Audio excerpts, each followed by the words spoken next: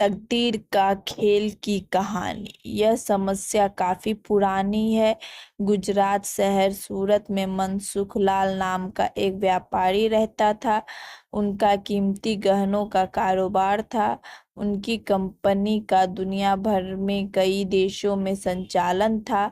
पूरे सूरत में उनका बहुत सम्मान और आदर किया जाता था। मनसुख लाल के दो पुत्रों के नाम रामलाल और श्यामलाल थे। श्यामलाल जहाँ एक सभ्य और संतुष्ट व्यक्ति थे, वहीं रामलाल को अपनी संपत्ति और रुतबे पर बहुत घमंड था। रामलाल में अभिमान के अतिरिक्त ईर्ष्या और बेईमानी सहित दोष है। मनसुख लाल समय के साथ बूढ़े होते जा रहे थे। परिणाम स्वरूप उनके दोनों लड़के अपने पिता के व्यवसाय में अधिक से अधिक सहायता करने लगे।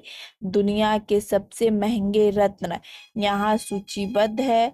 कुछ देर बाद मनसुख लाल कंपनी का पूरा भार उठाने के लिए रामलाल और श्यामलाल को छोड़कर चला गया। रामलाल बड़े भाई होने के कारण व्यावसायिक निर्णयों में अपनी इच्छा शक्ति का प्रयोग करने लगा। रामलाल छल और चतुर चालें चलने लगा। वह असली रत्नों की आड़ में नकली हीरो का व्यापार करने लगा, जिससे उसकी आय में वृद्धि हुई। इस लाभ के कारण उनका बाकी व्यक्तित्व भी काला पड़ गया। वह अपने धन पर विस्मय की भावना से परिवार के चारों ओर एक पागल की तरह व्यवहार करने लगा। हालांकि श्यामलाल एक दयालु और विनम्र व्यक्ति शुरू में रामलाल की बेईमानी से अनजान था। हालांकि जब उसने अपने व्यवहार में बदलाव देखा, तो उसे पूरी स्थिति को समझने में देर नहीं लगी। रामलाल के अपराधों से श्यामलाल को गहरा दुख हुआ। उन्होंने रामलाल को मनाने और सही दिशा में मार्गदर्शन करने का भी प्रयास किया, लेकिन वह कम पड़ गया। दूसरी ओर रामलाल श्यामलाल से चिढ़ गया और कंपनी को दो भागों में विभाजित करने के योजित की तलाश करने लगा। वे बंटवारे में भी बेईमानी से योजना बनाने में लगे रहे। घर में शत्रुतापूर्ण वातावरण बनाया। अंत में रामलाल की साजिश सफल रही और उसने कंपनी में श्यामलाल का हिस्सा भी ले लिया।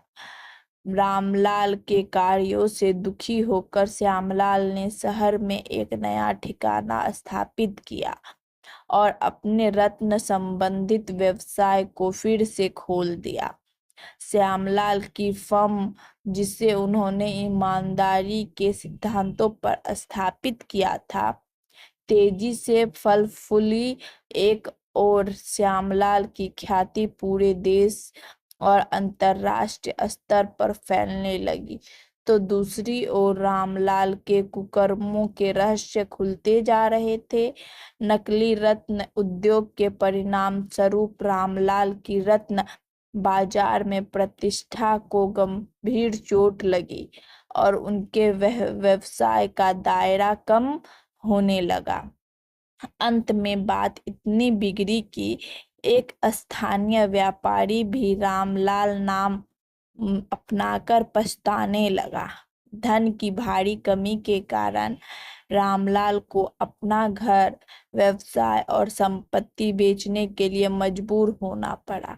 जल्द ही रामलाल का सब कुछ पर नियंत्रण खो गया और वह और उसका परिवार सड़क पर निकल गया। रामलाल अब अपने किए पर पछता रहा था। हालांकि वह आसानी से उस खेल से बाहर नहीं निकल पा रहा था जिसमें उसके भाग्य ने उसे डाल दिया था। दूसरी तरफ श्यामलाल ने भाग्य का एक खेल खेला, जिसके कारण वह एक पद से उठकर राजा बन गया। श्यामलाल रामलाल की स्थिति के बारे में जानने के लिए टूट गया। रामलाल के मना करने के बावजूद वह पुरानी बातों को भूलकर अपने बड़े भाई के पास पहुंचा और उसे परिवार समेत ले आया। साथ ही यह भी किस्मत की बात थी कि रामलाल का भाई, जिसके साथ उसने बदसलूकी की और उसे सड़क पर ले गया, वही भाई था जो आज उसे गली से उठाकर अपने घर ले गया। शिक्षा: यह कहानी हमें बताती है कि कब किसी व्यक्ति विशेष के साथ भाग्य एक निश्चित खेल खेलेगा, इसकी कोई कल्पना भी नहीं कर सकता। यह निसंदेह सत्य है कि आपकी पसंद आपके भाग्य का निर्धारण करती है। जिस तरह रामलाल और श्यामलाल अपने कर्मों के आधार पर भाग्य द्वारा खेले गए खेल के शिकार हुए, इसी तरह आपको अच्छे कर्म करते रहना चाहिए, क्योंकि आप कभी नहीं जानते कि भविष्य में भाग्य आपके साथ क्या चाल चलेगा। इसी वजह से यह माना जाता है कि भाग्य का खेल निराला होता है। आपको ये स्टोरी कैसी लगी कमेंट्स करके ज़रूर बताएं। अच्छी लगी हो तो लाइक करें, शेयर करें और मेरे चैनल पे पहली बार है तो सब्सक्राइब करें।